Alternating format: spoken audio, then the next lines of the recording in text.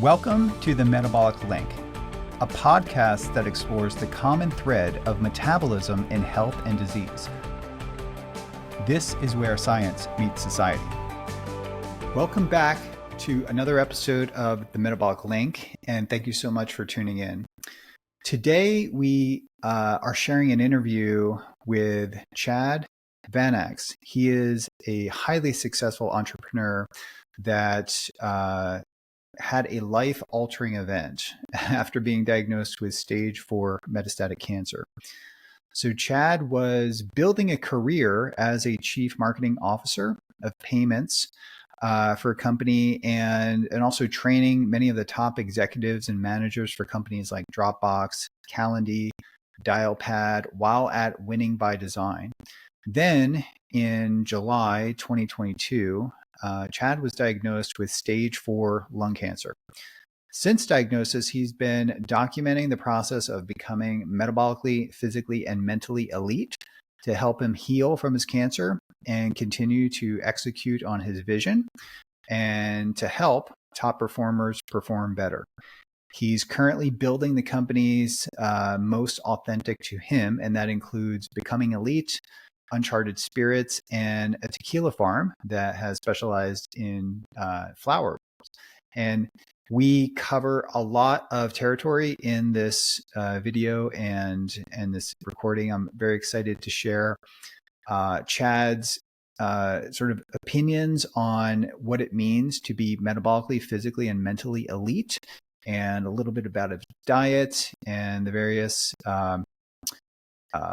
things that have really caused him to reframe and more or less re-engineer his life to include a lifestyle that can really help him be metabolically, physically, and mentally elite. And I'm very excited to share this interview with you, and I think it'll resonate with people who are entrepreneurs and also people that are navigating the diagnosis of having cancer. Thank you again for tuning in.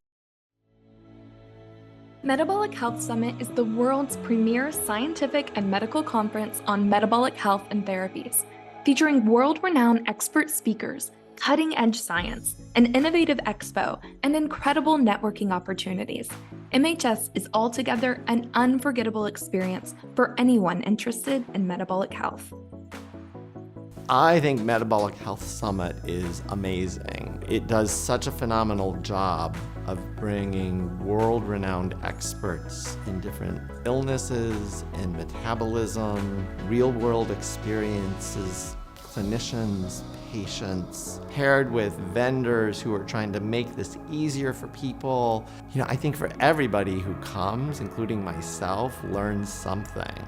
Join us January 25th to 28th, 2024 in Clearwater Beach, Florida, or attend virtually.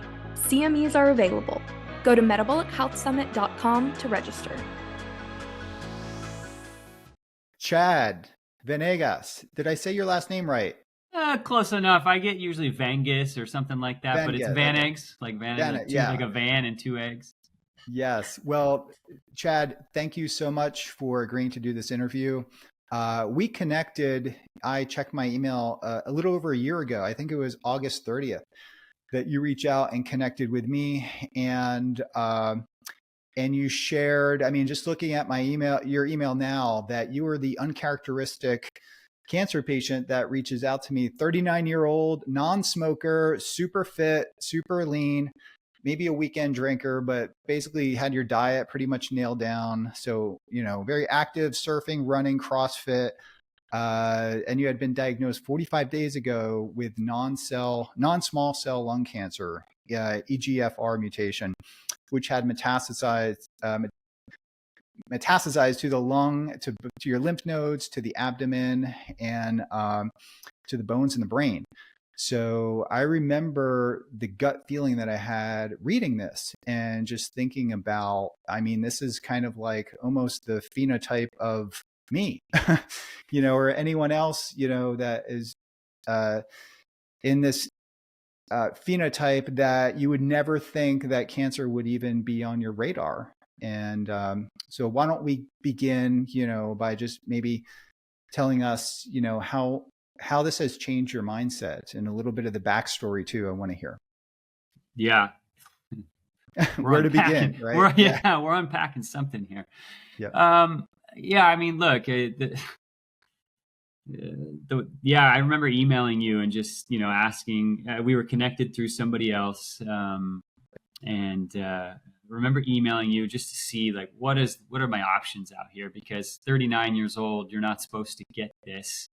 My oncologist, she was like trying to refer me to somebody, one of her patients that could give me some support in some way. Well, that person was basically 60 years old. Like there was I was the youngest by almost 20 years out of all her patients. And she's seen hundreds of patients, if not more.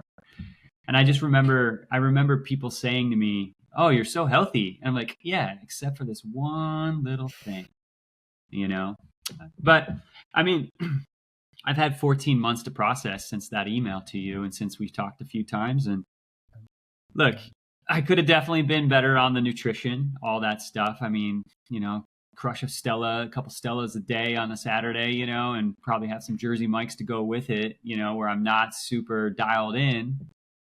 But I think a lot of it actually had to do with more of the stress component that probably just created the perfect environment. And so metabolically, I was just off, and I just created the environment that was perfect for a cancer cell to slip through at the age of 39. So that's the beginning of it. But as we go, I think we can talk more and go deeper depending on which way you want to go. Yeah, well, your backstory is, I mean, leading up to this, like a super successful entrepreneur. You're part of companies, starting companies. You helped executives and managers in companies like Dropbox and Calendly and a few others, I think. So maybe share, kind of leading up to this, the decade or two, what your life was like. And you mentioned the stress component, and I think me included, and I think many people listening to this can attest. And I've had many deep conversations with personal friends that stress can be an immense physiological trigger. I mean, it can set off a cascade if you have a dormant Epstein-Barr virus or shingles, or suppress your immune system, and then bam, you get a cold. And I just know personally, just looking back at my life, the times I pretty much never get sick, but it had only correlated with some kind of stressful event. Yeah. And then it would set off almost an inflammatory cascade. But it sounds like, I know a lot of entrepreneurs just are on a roller coaster of ups and downs, and it's a very dopamine driven kind of occupation, right? Yeah. So, I mean, and it's funny you say super successful. And if I look back, I'm like, there wasn't the success that I was hoping or expected or wanted. And that's part of the problem, right? Yeah. So, I mean, look, the fast version of this is I was selling new homes in Ohio. I crushed it. The youngest sales rep there, I'd crushed it. But I was like, this is my life. I'm going to sit in this model home. Like, I can't do this. Moved to Chicago. I'm going to sell real estate there. I just got manhandled because I had never been on my own, selling on my own. The next year I crushed it. $10 million in real estate I sold, and I'm 23 years old. It was awesome. And then we all know what happened in 2008, right? A Great Recession hit. I go bankrupt, right? And it's like all these things are just starting to, this ability to think about a negative situation and feel that multiple times over and over. I then proceed to get into a couple startups. One startup didn't go the way I wanted. The second startup, I created one with my partner, didn't go the way I wanted, right? Didn't work out the way I hoped. Went to another startup, created an incredible program. I crushed it, actually. I did really well. In fact, they just IPO'd. It's called Klaviyo. They IPO'd like 2 weeks ago. Wow. And I built their partner program. But here's the deal. I left because of I went to another place because I was chasing. That place didn't work out. And I just remember getting to a point just going, none of this is going the way I had hoped. And the thinking around that started creating a lot of, not necessarily anxiety, but a little bit, but a lot of frustration and anger and bitterness and resentment. And you could feel that for years. I could feel it for 5 years, just being just angry. And the biggest thing is I was doing all these things and none of them I actually cared about. Like, that's not who I was ever supposed to be anyway. And like, this is 14 months later, being able to look backwards and connect those dots and be like, oh, I was putting myself in a situation to create a stressful environment. First, because I was doing things I never cared about. Second, because I was trying so hard to make them work and they weren't working. So there's nothing worse in life than busting your ass to make something work in an industry you don't care about and it doesn't work. It's like, dude, what was all of that for? I should have been at Nat Geo. That's where I wanted to be. I wanted to be at Nat Geo, and instead I was getting into real estate and tech, and it just never really hit me that hard, until now. Yeah, well, I just know through our communication that you have a very adventurous spirit, and you're very, very well traveled, and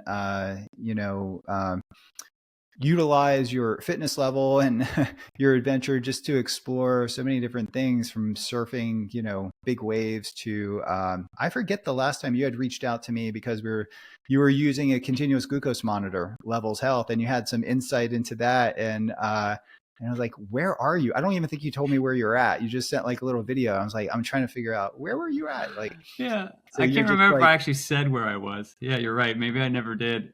I left you a guess. And it was just like, okay, yeah, you are just out there living life, making the most of it, meeting people, making a difference. And I want to get, to all the different things that you're working on now, but I also kind of want to take a step back. And when you did, so that was your lifestyle, and then you got the diagnosis, and then what led you to, what kind of symptoms did you have, and how did the diagnosis alter your mindset and your framing around your mentality, your philosophy, your diet, all these different things? Yeah, great question. It was basically January of 2022, I believe. I came down with COVID. I got COVID, and so I had a cough, and I kept coughing. And like 6 weeks later, it was just an annoying tickle. And I was like, I would look it up. I'm like, oh, it's long COVID, like whatever. Like, I've never been sick. Like, I don't get sick. And I'm like, fine, it'll go away like it normally does. March or something hits and it's still here, and I was like, okay, now it's getting interesting. But still, it's basic. I think it's long COVID. And then finally, a few weeks later, I felt my neck, and I just remember feeling these swollen lymph nodes. And my primary care was like, it might be just a cyst. And I was like, okay. And then we got an ultrasound, and I'll never forget the lady. She'd probably been an ultrasound individual for like 30 years, so she's seen enough. And I just remember her going, and she goes, oh, and then like tried to hide that because she was like, I think I just gave something away. I was like, oh, that was my first indication that something was up. And then I got a chest CT, I believe. And luckily a pulmonologist, my PCP sent it to a pulmonologist and was just like, can you just take a look at this? Because the radiologist thinks it's a pneumonia. And she's like, definitely not pneumonia. And so I had this cough for a long time. At one point had a lot of lethargy, but I was like, oh, this is just, I'm having a bad day. So that was the symptoms. And then it wasn't until that pulmonologist brought me in and goes, no, you have 80% chance you have lung cancer. And then 5 days later, they did a bronchoscopy. And the bronchoscopist basically said, yeah, you have a tumor that's 5 times the average. And he told my wife, he said to my wife, just go home and be with him as his time comes to an end. And at that time, they had not done the genetics on the tumor. They had not, but they just saw that it had metastasized. And that was January. So it was sorry. Let me go back. January is when the COVID cough started happening. Oh, okay. By the time I started like, oh, something's up. And you know what happens? It's like, here, go get your CT. And then it's like, oh, but our next appointment's not for 2 weeks. And it's literally like a month before you can actually get something going. And so what my bronchoscopy was like July 21st. That's when it was confirmed. Because I remember, because you had said it was like 45 days. And I was thinking, okay, 45 days. And, since you had been diagnosed, and I'm just kind of thinking about, your thought process and everything. As I'm reading the email, I remember like just reading the email and just thinking, okay, like what your mindset was at that 45. I mean, also just knowing that your background and your existing physical health prior to that, and there's probably so many things and questions running through your mind. It was right? brutal. It was brutal. I mean, luckily, I immediately I understood. I've listened to a couple podcasts with you about the ketogenic diet. I did it before, and I was like, wow, I actually feel great on this, right? So I immediately switched to that after diagnosis, and a lot of like the coughing symptoms started going away a little bit. Like it was very short lived. It was like a couple weeks because then they got the genetic testing done, and I was EGFR, so I was able to get this medication called D'Agostino, and then that started rapidly decreasing it. But the mindset was the mind was fucked, frankly. Sorry. And so you were also of the kind of mindset that you were going to embrace the standard of care or aspects of it, but not the radiation, right? And I was trying to stay away from radiation and chemo altogether. And I was like, this is a metabolic problem. I'm going to tell you the standard of care, there needs to be some talk about that because there's so many experiences where I'm like, I don't think that this is good. And there's plenty of things that are good. Without D'Agostino, I would be dead. I would have been dead by now. Yeah. And so it's like, there are so many important aspects of the standard Western medicine, standard of care, but there's so much missing too. I mean, for example, I switched all my food. I switched my more exercise, more water, more this. Nobody at UCL, nobody at any of these places, right? Yeah.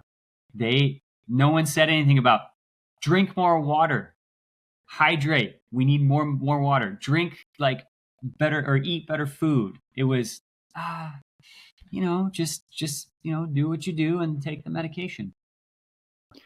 And when you explained to them, the path that you wanted to take, it wasn't, you're being very proactive. You're being a very proactive patient. And what was their response to kind of like your questions about nutrition and about alternative things that you could do, not alternative, but integrative things that you could do to further augment the therapeutic efficacy of what they were doing? Because a healthier patient is going to respond better. There's plenty of data to suggest the ketogenic diet can enhance immune-based therapies, can reduce side effects, from standard of care. They probably were not aware of, that area of research, but I was given zero. I literally said, I'm switching my food and all this stuff. No one ever actually went deeper on what I was doing on a more,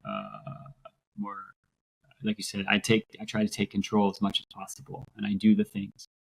No one said eat better. In fact, I told somebody I was going ketogenic, and they were like, okay, well, that's fine, but I can't have you losing weight, And I was like, I'm eliminating sugar. And he's like, well, it's not all that bad. And I was like,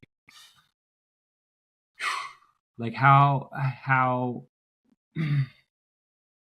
the host body, right? Like you got to have it in prime condition to handle something like this, Yeah. And I got no advice on that. It was actually mostly from you, from the person that connected me to you, from me listening to you before, and me going down the rabbit hole of, anything basic over the last 5 years of like Whole30, whole food, plant-based whole foods, so. Well, I had 2 conversations this week with patients, and they were sort of given some advice from their treating oncologist. And I always urge people to get multiple opinions about whether it's, surgery or a particular chemotherapy regimen or, lack of embracing the standard of care. Did you seek out other alternative opinions about your situation? And with your particular cancer, though, that particular drug is, an amazing breakthrough in so many ways. So you were in many ways very lucky. So there's not a whole lot of room for a lot of things outside of convention, right? So they're not going to really advise too many things outside of the standard of care path. But I was just wondering, what if any other oncologists did you speak with them? I spoke to like one other integrative oncologist. It's been on my list to find the next level, if you will, right? What's the next level? What's going to take me to the next level? The problem is like there's this issue for me, which is I had all the energy to actually go through and like do the research to find the right people, to have the calls, to all that stuff. On top of it, I'm shelling out cash now, just left and right. And I'm also working less because it's just too much, right? Like, and at the same time, at the beginning, I was like, well, I'm going to be dead in 12 months. You know, I'm going to YOLO. I'm just going to go do stuff. It doesn't matter anyway. So the answer is no. Like, I've started that process a little bit, but not enough to like, that's really the next level for me. And that's part of, okay, I literally had scans today. I literally got back from scans, from PET scan, brain MRI 2 hours ago. Wow. And for the first time mentally, I'm just kind of like, this is what it is. But I believe I have enough time right now to actually find the next level. And I've been waiting for that moment of just, okay, breathe for a second and go find these people. You know? And at what point did you start standard of care, and what kind of side effects did you have, if any, with the drug regimen that you're on? And you had mentioned the financial, and I've gotten so many, I've had many calls and emails from people that are just like financially devastated. So there's like a financial toxicity in addition to the toxicity of the standard of care. The financial toxicity can put your mindset into a place where there's undoubtedly impacting your immune system, because it's like gut wrenching, reality that their retirement savings is going to be emptied out, and they're not going to have enough for their kids or to live. And that is like really gut wrenching to hear that.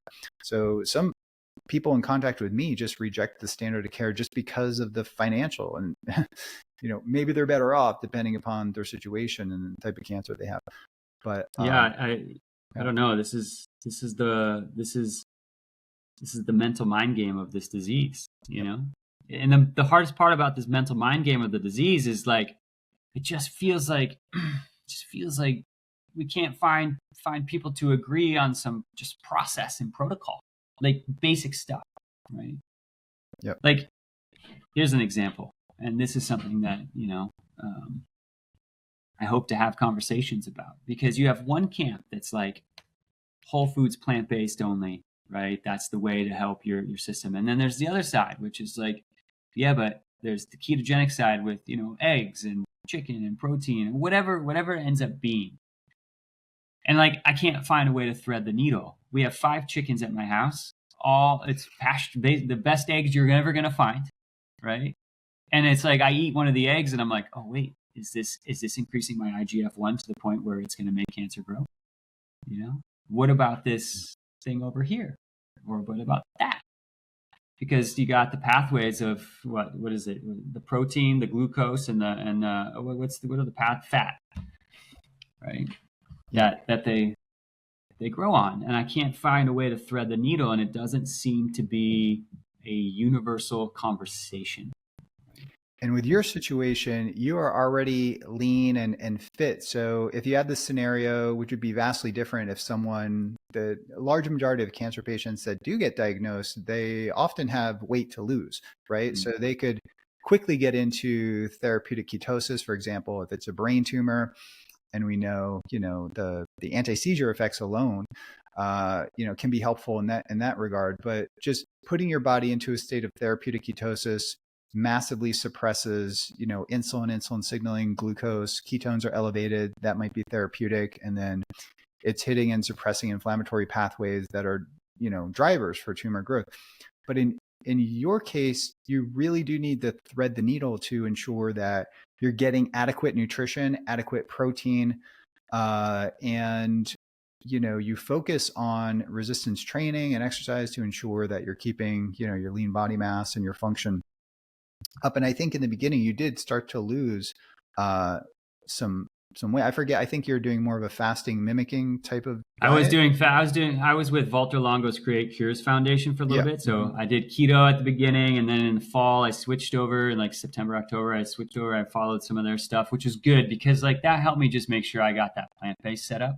And like now I'm like, it's probably a mix between the two. I feel best when it's a mix between the two, right? Yeah. Like I feel best when I have eggs. I feel good then, because I was doing heavy workouts, right? I mean, I was training for a half Ironman too, and it's like my That's right. protein, Yeah. my protein was going low. I could tell. I don't track that well, but like I can feel the difference. And I can only eat so many lentils, Yeah.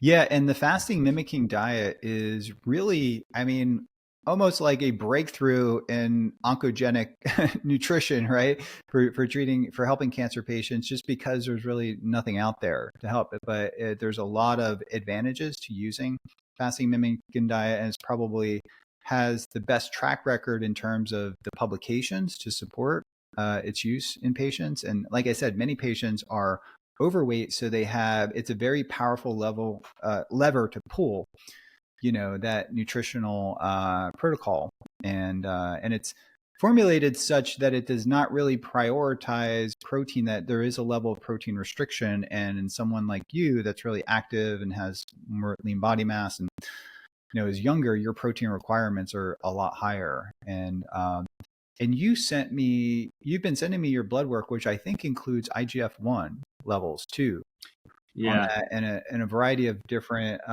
markers. And I remember just kind of looking, and everything looked to be great.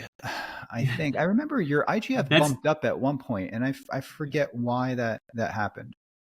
Well, I started adding back in. Here's my IGF-1. So, I mean, when I talked to you, it's probably 170, 175. Then it dropped down to 132. Then it was up to 169, back down to 152.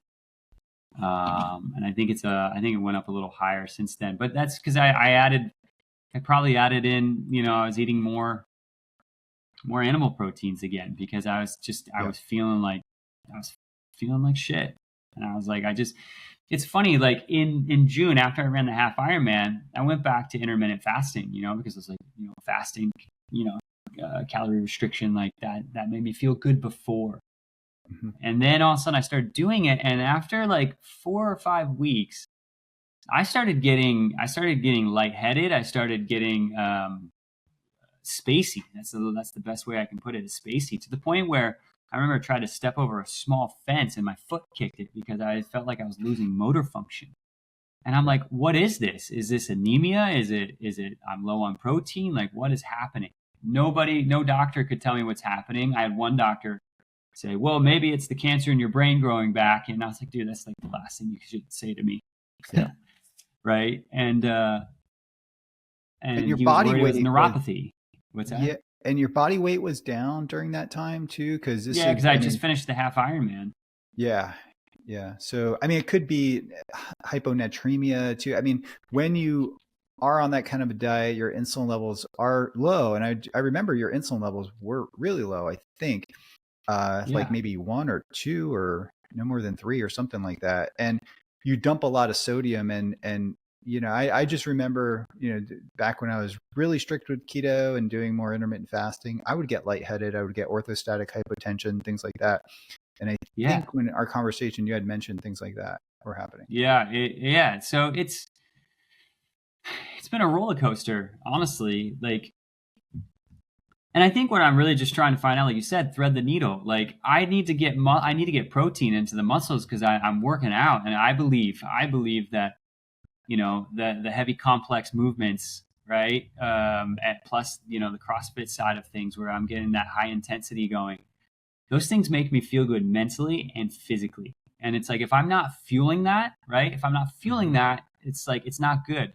The problem is after I do a workout, I'm like, well, what do I eat? Am I going to eat eggs? Am I going to eat a thing of beef? Salmon's fine, apparently. But it's like, every time I eat something, I'm like, am I growing the cancer? And that's the hard part. I know this could be, so I I think it's really important just to focus on hitting your macronutrients, hitting your protein goals for the day, and let the total calories and protein needs be dictated by your strength.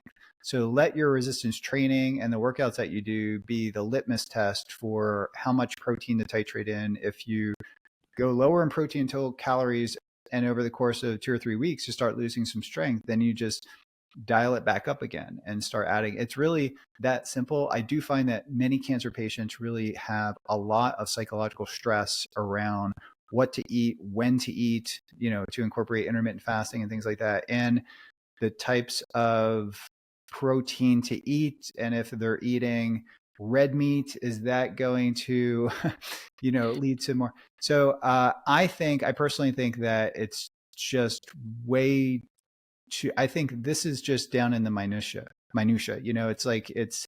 You don't need to micromanage it to that. I think it's important to just set your macronutrient goals and adhere to that and dial it up or down depending upon how you feel subjectively and what the numbers are saying. If you are lifting and you're tracking your reps, or even if you're doing push-ups and chin-ups and you know how much you could do like with your body weight. And that's kind of what I do. And that you're not in a position where you want to lose weight. So I think really keeping that protein up is super important. And this is a conversation that so many registered dietitians have with consulting with cancer patients, and feeling that in some cases, the cancer patients really feel like they need to protein restrict or calorie restrict to get their ketones up, to not drive IGF-1. But when you do that, that's impairing not only your lean body mass, and it's hard to get that lean body mass back in the context of, going through cancer treatment, but also it's impairing your immune system. Immune function is intimately tied to your protein status, and you want to look at things, especially like albumin. And I think yours was pretty much normal for the most part. I think your hematocrit might have been trending down if I remember right, but albumin was 4.5 probably when I talked to 4.1 when I talked to you, and then 4.7. I don't have it updated for the last couple of blood works, but that's what it was. Yeah, but no, I remember nothing really jumped out from the thing that jumped out of your blood work that I remember, and I don't have the numbers in front of me. Your HDL was like double of your LDL. Is that still the case? And that was like one of the most, I've never seen that. Your LDL was something like 20 or 30 and your HDL was like 77 or something like that. Let's see, HDL at the time, so September 23rd at that time, that's about when we started chatting, I think. My HDL was 55. My LDL was 28. Yeah. So you have an HDL that's double your LDL. And that was almost like, in my mind, like almost pathologically low LDL. And I don't know if that's like a sign of something. I mean, most cardiologists would be salivating over that, because that's what they try to get their patients to, right, with a statin. But you're not on a statin, and you're not on any drug that would lower LDL to that level, right? I mean, maybe you're just a genetic anomaly. In that regard. The amount of times people have looked at my blood work, gone, I mean, I had the one integrative oncologist I talked to. I went through the scoring sheet with him that he does for his patients. And he's probably done this with hundreds. And he just looked at me, he goes, Chad, you have the highest score I've ever had from any patient. And I was like, okay, like, this is not helpful. Like, how do I get rid of this thing that's right here? Yeah. Yep. But I don't know. Your approach, so your mindset, correct me if I'm wrong, totally changed, almost maybe a 180, but I don't want to speak for you, in regard to your philosophy, becoming metabolically, physically, and mentally elite, I think is what, and maybe describe to our listeners here or viewers, like what that means for you. Like, what is your strategy for becoming metabolically, physically, and mentally elite? And, we've had conversations about biomarkers and things like that, and you're really good with tracking, but I would like to hear kind of like how you approach that. Do you love learning about metabolic health? So do we. It's why we created the Metabolic Initiative, an online educational platform providing evidence-based education on metabolic health and therapies for healthcare professionals and the general public. By joining the Metabolic Initiative, you'll gain access to hundreds of expert lectures, interviews, panel discussions, and even private episodes of the Metabolic Link. CMEs are available. Go to metabolicinitiative.com to get started. And as always, thank you for listening to the Metabolic Link. Yeah, so it starts with you got to go back one step. And the back one step is what I talked about before, which is simply like I was doing things that were probably inauthentic to me, right? It wasn't what I had been thinking about my whole life. I was doing things to eventually pay for the thing or to do the thing, right? And so when you get diagnosed and you look back and you're like, oh my God, I was doing all these other things to eventually do the thing. I was like, so I'm running out of time. The doctors gave me 6 to 12 months to live if the medicine didn't work. If it did work, they said it'll work for 6 months, maybe up to 10 years, but the average is 1.5. Okay. Yeah. And so what happens right then and there, you're like, shit, like my time is coming up. I literally had a timeline on my life. And so I was like, but I wanted to do the things that I had set out to do, which is one called Uncharted Spirits. That's where I sent you the video. I was in Kathmandu, Nepal on my way to the Himalayas. My way to Himalayas, filming a TV show. That's what we were doing, filming a TV show. That was one thing I'd been working on for 10 years. And I was like, well, screw it. If I'm going to die, I might as well just get one out, right? And just get it done. And so like we finished it, we got back, and then I ran the half Ironman, not because I like running. I just wanted to do something that was like made me feel like I was still capable. And like, as I was finishing these things up, the other thing I wanted to do is I want to surf big waves. I don't surf big waves now, right? Like, 10 foot maybe, right? But I was just in Puerto Escondido, Mexico. That wave at 5 feet is like 10 times the power of anything in Ventura, California. Like it is gnarly, right? And I want to get to that at some point. And so I started looking at all these things and I was like, I am never going to get to these things in now the condensed amount of time I was given unless I am literally at top-notch performance. And I realized, I was like, that means I need to live. And the only way I'm going to live is if I'm metabolically elite, which is what we're talking about here, right? The second one was physically elite. I'm not going to be able to do all these things if I'm not physically performing. More importantly, it coincides with the metabolic part, right? And then the final component was the mental side. I realized the mental side was the place that I was getting screwed up the most because it's super hard, right? When they tell you that you're going to die and you look back at your life and you're like, I didn't do the shit that I wanted to do. Yeah. And so like, I was like, I'm going to make a focus from here on out that I'm going to be elite in all these categories with a chance to save my life long enough to experience the things that I wanted to experience. And that's where it kind of came from. So every single day I'm looking at it. I don't know what metabolically elite looks like. Apparently my blood work's good, but I don't know what I should be tracking every time. And like, those are things I'm learning from you, from other people I listen to, Peter Attia, all sorts of stuff. Mm-hmm. So I'm learning and I'm just documenting what I'm learning. And then the physical side is, can I surf Maverick someday? Although I feel like that's more mental at this point. That's wild. Well, you are kind of embracing a protocol within the realm of, and if you've read Chris Palmer's book, right?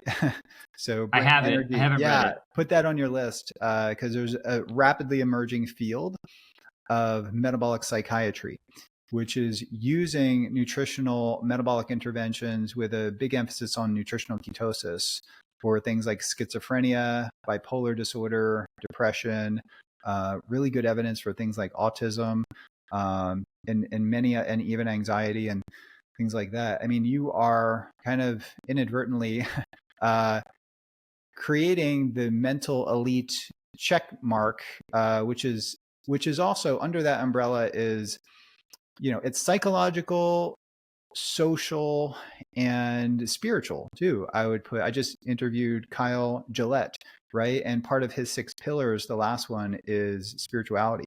And that could be for the faith-based person or spiritual, that an equivalent, could be social, just social networking, having a social network. And I think you're doing that through making your story, being very courageous and making your story public, where there are so many patients that communicate with me that really want this information, and they just want to understand the psychology of the patient and how they're dealing with it. And with the diagnosis that just came out of nowhere. And I think that that's part of it. But sharing your story, I'm sure, is very psychologically beneficial for you too, because it must be kind of cathartic to be able to. It is kind of, yeah. It was one of those things. I got diagnosed. Yeah, sorry. I got diagnosed, and I spent 60 days saying to myself, "Will I handle this in private, or what do I do? Do I tell anybody?" Yep. And I realized handling stuff internally was it's going to make things worse. And I was like, I'm just going to be public about it. I go, but here's the difference. If I'm going to be public about it, I'm going all in, because I want somebody to get something from this so they avoid what I experienced. And I was like, so my mission is to save lives. And they're like, well, how are you saving lives? I go, I'm showing them things about how their mind operates and how it actually disrupts your entire system that could open you up for disease, whether it's cancer or something else. And I go, if I prevent you from going down this path because you made a simple change in your life and the way you operate, then I saved somebody's life. Obviously, we won't know, because the point is they never get to the end, right? But that's it. And I really believe, I just looked at Chris's book, Brain Energy. That's what you're talking about? Yeah. I haven't even copy of it here somewhere. Okay. I'm definitely going to read that. Yeah, that's it. Yeah, cool. I'm definitely going to make sure I read that, because I'm all about the brain energy. I started learning how to use my mind. I mean, look, I've done microdosing LSD. I used to do that before cancer. And then after cancer, it became super helpful for me, because it's like it took away all the weight of everything, right? I've done ayahuasca before cancer. Wild experience, right? Because it's like it gets in the depth of your mind. Then I found out that the brain can actually produce DMT, like by itself. And I experienced that. I just sat there in a I call it the mental work. It doesn't happen. It's only happened like twice. But I was able to get to a point where I triggered DMT in my own brain. And I was like, oh my God, this is giving me a chance to actually withstand the negative thought onslaught that's happening, because I could see a potential on the different side. And I don't know how much you've looked into that. When I see brain energy, I'm like, I understand already what brain energy means. Like, I get it. Yeah. I mean, in essence, mitochondrial health, right? And that can be achieved not only nutritionally, but through just removing yourself from toxic environments. And that could be just the ambient environment, or that could be a mental state, which is a toxic environment too. And I would be curious, and yes, we do produce DMT. Like, what are you practicing? Any particular breath work, breathing protocol, any kind of meditative practice that's contributing to that? Because I get this question asked a lot. Yeah, it's those two things combined, right? Those two things combined. Yep. Yeah, like we'll call it. This is why I call it mental work, because anytime I'm like, oh, I'm gonna do a meditation, people are like that's not what I'm doing most of the time, right? Like, I'm literally shutting down the body so I don't produce the chemicals that are attached to the negative thoughts, right? But now I can observe the thoughts, and I can say, for example, here's a simple example. I shut my body down and I'm sitting here and I'm in a meditative state. But in that state, I'm actually doing a lot of work. I'm actually looking at some of the thoughts that are making disruptions in my day. And a simple one in the cancer world is simply, I had a thought for a long time, cancer is killing me, cancer is killing me, cancer is killing me. And when you think about that every day, all day, you start to get into a depressive state, into an angry state, into a what's the point state. Yep. So in that mental work, I sat there and I remember I was flying back from the half Ironman, and I was on the plane in that mental state. And I said, okay, well, what's the opposite of this that you can actually produce dopamine from? And I was like, well, cancer's healing me. And people are like, what? But the difference is if it wasn't for cancer, if cancer was like a stick in the spoke, right? I was on a hamster wheel, just running to nowhere. And it came in and it stuck a stick in the spoke, and I came flying off of it. And it's taken me a long time, but 14 months later, I can tell you right now that cancer saved my life, right? Because now I'm not doing the shit that doesn't matter. right? Don't get me wrong. I still got to pay taxes apparently, but you know, Yep. the point is now like everything I think about is this authentically me? And as long as 80% of my day or my day is trending towards 80% authentically me, and then 20% you're always going to have to bullshit, right? As long as we're heading that way, I'm good. And if it wasn't for cancer doing that, where would I be? I'd be on the same hamster wheel coming right back around. Mm-hmm. And so that mental work is what's changed it for me. The other thing about it, here's another one. Look, I get messages all the time of people saying, my dad died from this. My brother died from this. Same medicine I'm on. Diagnosed 2 months after me, dying 2 months before me, or 2 months later. And it's like, I'm sitting here getting an onslaught of people nonstop dying or saying all these negative things. And then on the other hand, you got somebody who's actually like lived 10 years plus, who had the same thing. So you've got like this outlier, and then you have the non-outliers. And I'm sitting here comparing myself to the non-outlier, but also to the outlier. And I couldn't find the right zone. So I kept saying, oh, I'm like this person, but I'm also like this person. So I stopped it and I said, I am my own outlier. How I go about things will be very different than everybody else, even the outlier that's living 20 years. And like that simple shift made me feel like I took more control, right? Yeah. And it's like those little brain patterns that we ingrain into our mind, right? Breaking it and changing it to something else that makes you actually feel that. And now I walk around and I do that mental work and I pump my fist and I go, I'm my own outlier, man. I believe that. That's huge. I mean, even in the field of like neuropsychoimmunology, right? So our brain state and our psychology profoundly impacts our immune system. And it's failure of the immune system is essentially one of the hallmarks of cancer, right? And what does chemotherapy do? What does the standard care typically wipes out the immune system? And for, in many situations that can be beneficial if, you follow through with the whole protocol, but it takes a toll on the body. And It does. Yeah. And mindset is really, really key in keeping your immune system robust and healthy and helping you kind of go through, the standard of care. And any side effects did you have with the standard of care so far? And so, I mean, Tagrisso was the medication, and there's like a Facebook group, people on Tagrisso, and it's my wife just told me, don't even go look at the Facebook group. I'll go look at it because it can get not so fun. But everybody's side effects are like, rashes and all sorts of like just stuff, right? Yeah, kind of random. I had little to no. What's that? Kind of random stuff. It can be like random. Yeah. Yep.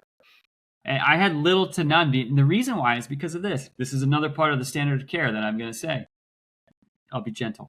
But like, I got the medication, and I remember I first started taking it at like 3 p.m. in the afternoon because they were like, I didn't know. I was just, I'm going to take it. I want a good day. And then at 3, when the day's shut down, I'll do it. I take it at 3 p.m. And then I noticed I started feeling like car sick. It wasn't bad, but it was just enough. And it would sit on you and you're just like, oh, it makes me feel like crap. And guess what? When you feel like crap, you think like crap, and then you feel like crap more. And that was happening. And then I was like, okay, here's what I'm going to do. I'm now going to take the medication, go for a hill hike with 30-pound weight vest on in Ventura and just run this thing. And I would run it, and then I'd drink a bunch of water, and guess what? I feel nothing. And it's because I think I pumped it out of my system. And then one day, I got blood work back, and it said that my liver numbers were up, right? Can't remember which ones. Whatever ones are pumping the chemo out of me. But the numbers were up. AST, ALT. Yeah, liver function. Yep. So those numbers were sky high. And my oncologist, and this is early on, my oncologist goes, oh, we're going to have to take you off of that for a couple of weeks to let your liver like come back to it. And I was like, well, let me see if I can do something here. And so that's when I started adding in, okay, I'm going to drink all X amount of water. I'm going to do an exercise, and then I'm going to do this. And then I'll go do my blood work. Dropped it right back down. Yep. And then I was like, okay, there's a pattern here. So then I started taking it at night, like 8 p.m., sleep through any side effect that's there, get up, function like normal. But what I noticed is that it was the exercise, it was the food, and it was the hydration. And I remember I went and explained to my oncologist this. I said, this is what's happening in order to keep my stuff down. She goes, oh, that's good to know. I go, why wasn't this actually part of the conversation to begin with? Yeah. Well, man, I mean, there's so many reasons for that, but the bottom line is that is not what they're trained in. They're trained down a particular path, and you have to also kind of know, I'm sure you know this, but kind of appreciate it that not everyone is as motivated as you for reasons I don't fully understand to embrace things that could dramatically augment the efficacy of the standard of care. Exercise, nutrition have profound effects on outcomes. And if that data, for reasons it could be debated, I mean, just exercise alone, like the effects on outcomes are tremendous. Nutrition, nutritional status. With cancer, nutrition is really about preventing any deficiencies and not losing weight. So that's cancer nutrition. That's essentially cancer nutrition. There's some indication of like specific nutraceuticals and, vitamin D status and omega-3s and things like that. And I think, these are things too that I actually wanted to ask you. Are you, in addition to your diet, and maybe hear about like what your average meal, what's your typical meal? Have you also added any nutritional supplementation or looked at your nutritional status? Yeah. So, I mean, it's just shifted so much in 14 months, right? So much. I take no supplementation. And that is something I've been waiting to talk to somebody about, to be like, the reason what I didn't want to do is like, oh, that's a supplement. I'll take that. Oh, I'll take that. I'll take that. I was like, I need someone to actually outline, let's talk about a protocol here, right? That's what I needed so that I could get that right. And so that's why I started with the integrative oncologist side to be like, what are these nutritional supplements I should be doing? So I'm going down that route. If anybody's listening who can help me, let me know, right? So it's like, so that was the one thing. In terms of the food side, I started off on ketogenic, lots of broccoli, lamb, like a lot of things. And I hit nutritional ketosis in no time. And I was just running nutritional ketosis. I felt great. It was amazing. That's when I switched over to whole foods, plant-based, which is high on the Create Cure side. It was high carbohydrates. And I stuck with that for a long time. Oysters and salmon were my main protein source. Obviously beans too, but I couldn't stomach all the beans, literally. And so it's like, that's where I went. And then over time, I just started like easing into some type of mix of that. So I was kind of like making up my own a little bit, right? I'd have a burger, a grass-fed beef burger once in a while, I was doing Levels Health, glucose measuring, right? I know what spikes me and what doesn't spike me. Apples don't spike me whatsoever. So there's my dessert from now on. Like, I'm like, cool, I can do that. So it's just kind of like, I'm just trying to find that fine line. And then I go to northern Wisconsin, where my wife is from. And in northern Wisconsin, guess what? Like, rarely any organic food, rarely any like, highly nutritious things where we're going. But the people are happy as shit. And guess what? They're living till 90, 95. Sure. I'm like, well, is it, how much of it is,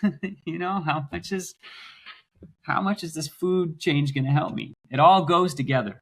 But I can tell you right now, like, I just realized I just need to find that optimal zone where I don't overthink it, yet fuel the body correctly for the active lifestyle that I have, combined with the other components of the physical side as well as the mental side, and hope that I can cure myself. And no standard of care is ever going to say you'll never cure from this, but I think I can cure it.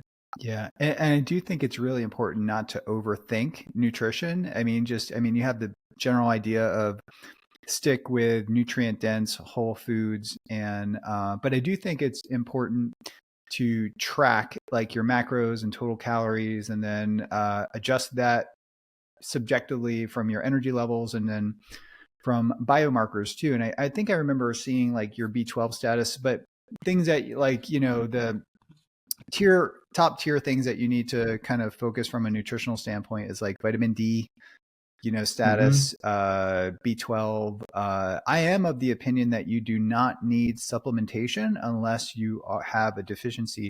And there's quite a bit of debate in regards to supplementation and the cancer patient, especially in regards to antioxidants, especially in regards to high levels of B vitamins, which could fuel tumor growth and proliferation. There's some debate there. You just want to prevent deficiency. So there's a number of different tests out there offered by Quest Labs, LabCorp, Genova Diagnostics is fantastic. They have a whole battery of tests. I'll send you some information on different tests that can be done. But I think that's first and foremost probably one of the most important, just to make sure you don't have any overt nutritional deficiencies or micronutrients, but also, for example, like if you do a test, the example I'm thinking of is Genova Diagnostics Metabolomics Plus test, which actually looks at all the different heavy metals and, the micronutrients and also the different metabolic pathways. It can give you insight into that. That would be helpful. Yeah, that's I did that and I was really impressed with that test. And I think that could be useful in guiding, your nutritional selection. Yeah, like the thing is how much are we good on time? A couple of minutes? Yeah, right? We're good. Okay. So like if it wasn't for you, and Dr. Gareth Monks is the one who connected us here in LA. If it wasn't for him, like early on, before he even connected me to you, like I would have been stalled out from the gate. And he literally was like, here we go. These are the biomarkers. These are what we're tracking. This was never talked about in any of my other doctor conversations. And because I told him, I was like, this is a metabolic disease. This is not unlucky. I was told I was the unlucky 15%. And I go, this is not unlucky. I created the environment for this and I was lacking something and it gave it a chance to grow. And I was low on vitamin D. I mean, I don't know. That's the thing. I don't know what the number should be. So for example, vitamin D, I don't have a target for that here, but I was at 76, 98, 84. Then I dropped to 51. I don't know where I am now. But the point is like, where are my targets? And like vitamin B12, it should be 500 I have. But I was at 368, 268, right? And so these are the things I was trying to fix over time. But what are the targets? And that's the resource that I'm looking for. Yeah. Well, all those numbers you just said, some are trending a little bit low, but generally speaking, you're not like clinically deficient. But there's a difference between, what's optimal and what's acceptable. Right. And I think especially in your situation, you could really optimize things to hit what your objective is: metabolic, physical, and mental, being mentally elite, and hitting, checking all those boxes. And there's different ways to achieve that. Nutrition is one of the key ways. And I think only use supplementation. It would be good for you. I'd like to see like a omega quant test to look at your omega-3 fatty acids and look at your omega-6 fatty acids to see if that's high. I don't think it would be, but it could be but you want to have a particular omega-3 to omega-6 ratio and to look at the different fatty acids and I think that can make a really big difference. Omega-3s also have a really strong anti-catabolic effect and can help spare lean body mass in the context of a calorie deficit that's helping keep your insulin low, glucose low, and ketones high. So but you are eating fish, and that's a good thing, right? Yeah. I eat a lot of wild caught salmon these days. That's for sure. I think that's the big thing. It's like the internet, man. The internet's an amazing tool, but it is a rabbit hole that is dangerous. And it's like, can the people at Metabolic Health or somewhere around there be like, here are all the biomarkers we want you to do. Here's when you should do them. Here's your target you should get to. If you're deficient, this is how you fix it. Like that's like, I literally was going to create this database myself. I was going to come to somebody at the Metabolic Health Summit and I was like, all right, here's the deal. I'm going to create a database. I just need someone to do it. And if you have this, plug it in. This is what you should be doing. I'll send you some resources. Naisha Winters has a fantastic book, that kind of delves into all that. Way too much to go into now, but look her up. There's a lot of resources out there. Of course, you want to make sure to pick the right resources. But this can be a discussion, and I think it should be a discussion at Metabolic Health Summit. And we're super thrilled to have you as a speaker, talking about this. And I think we can explore the conversation more. But I think I wanted to, and we've talked about it a little bit, like, what advice would you give the patient for navigating a diagnosis, and what resources? I mean, everybody, it's like, everybody has their own journey depending upon what kind of cancer they have, what kind of therapy they have to do, and where their starting point is, where they are metabolically, physically, and mentally, right? Yeah. My take is that the majority of this will be mental, right? Because for me, the majority of this has been mental. And being able to withstand the onslaught mentally is really the key. And being able to shift. Look, we have 70,000 thoughts a day. 95% of them are the same as yesterday. The majority of them are negative. And when they're negative, it creates the adrenaline, the cortisol, and the stress on top of what we're already dealing with. So being able to break some of that and actually change it to more, just changing that mentality will help go a long way. Then obviously you have the metabolic side, because now you got the host body that you got to take care of. You can't just switch your mind and it be gone, And so it's like, really, it's a three-legged stool. And then people don't get out and actually do exercise. I know the power of building muscle, right? And how that just helps. I did that half Ironman, and that heart rate was shooting through the roof. And all I could think to myself, because I listened to, what's her name? I don't remember what her name is. Another one, all in your circle. But she was like, getting that high intensity heart rate up, or that heart rate up, that blood flow circulating through. All I could think to myself is, it's creating a hurricane for cancer cells. Rhonda Patrick, maybe. That's it. Oh yeah.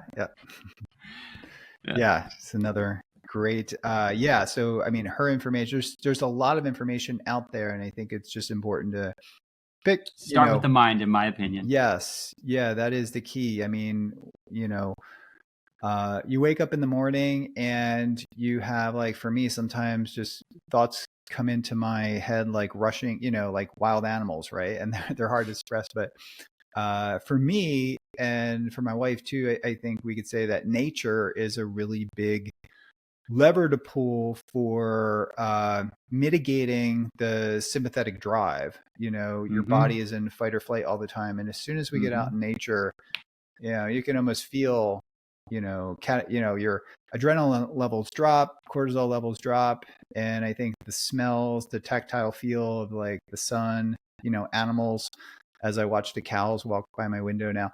So it's like all these different things factor in, and then exercise on top of that too. And just, I think that's key. But not everybody's going to have that experience. But I do think that, you're very adventurous and can probably speak to just being outside in nature, being outside, getting natural sun early in the morning.